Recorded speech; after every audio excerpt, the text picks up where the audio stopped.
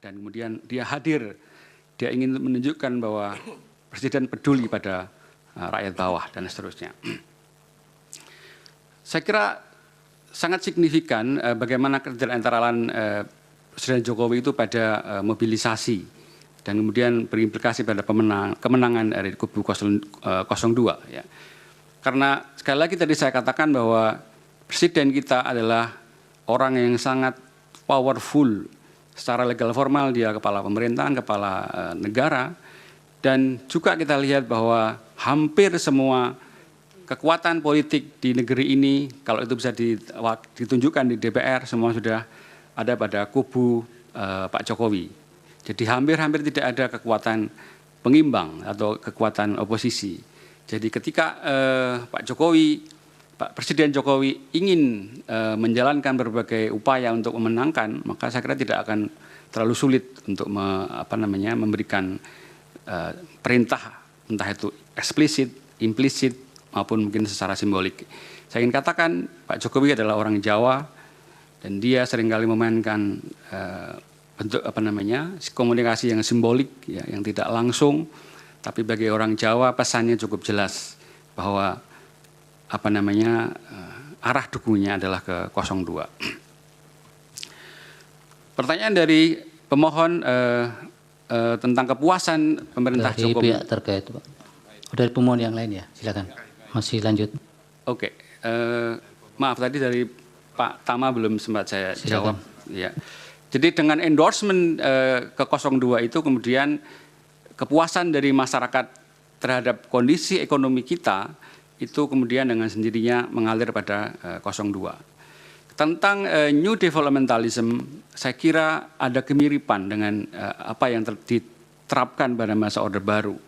Pada masa Orde Baru kita mengenal istilah pembangunanisme. Pada era sekarang kita mengenal pembangunanisme baru. Saya kira upaya-upaya untuk memperkuat, mendorong pembangunan infrastruktur, hilirisasi, penggencaran atau penguatan upaya-upaya diregulasi, itu semuanya adalah bentuk-bentuk dari New Developmentalism. Dan saya kira hal-hal ini menjadi wacana yang terus didiseminasikan melalui berbagai media kita. Jadi ada kemiripan, tapi ada semacam bentuk revisi baru karena konteksnya kita hidup dalam sebuah tatanan ekonomi global yang bercorak kapitalisme global. Kemudian yang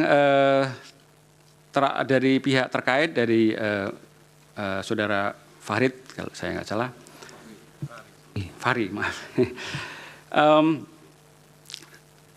Kalau Anda bertanya mengenai apa riset yang saya lakukan, terus terang saya belum melakukan riset secara langsung dan saya sedang memulainya itu. Tapi saya tadi mendasarkan pada riset-riset yang dilakukan oleh terus terang saya mengutip dari buku-buku dari Saiful Mujani, Willem Liddell dan Kusrido Ambardi yang dalam dua bukunya itu sangat jelas menggambarkan tentang pentingnya dua variabel tadi itu. Dan hasil pemilu tahun 2024 ini juga memantik banyak akademisi untuk berupaya memahami, menjelaskan kenapa kemudian kondisinya bisa seperti ini dan itu mengancam pada masa depan demokrasi kita. Saya kira kami di perguruan tinggi tergerak kembali untuk mengikuti, karena selama ini riset-riset terkait itu banyak dilakukan oleh teman-teman di lembaga-lembaga survei dan perguruan tinggi terus terang agak ya sudah yang tertinggal. Lain. Bapak kan belum melakukan riset itu ya dari ya, Hakim tadi? Sedang bersiap-siap menuju ke sana yang mulia. Baik. Yang dari Hakim, Pak? Yang dari Pak Hakim, Pak yang mulia Pak Daniel, saya kira ada anomali di Sumatera Barat dan di Aceh, tapi justru itu memperkuat tentang variabel ketokohan. Variabel ketokohan di pemilu 2019 ketika Prabowo menang di sana saya kira cukup kuat karena afiliasi atau identiti yang dibangun oleh Pak Prabowo saya kira mengarah pada afiliasi Muslim ya. Dan dukungan karena Pak Prabowo kemudian beralih mendukung Pak Jokowi dalam pemerintahan, maka dukungan itu dialihkan kemudian ke tokoh lain. Dalam hal ini adalah pasangan nomor urut 1.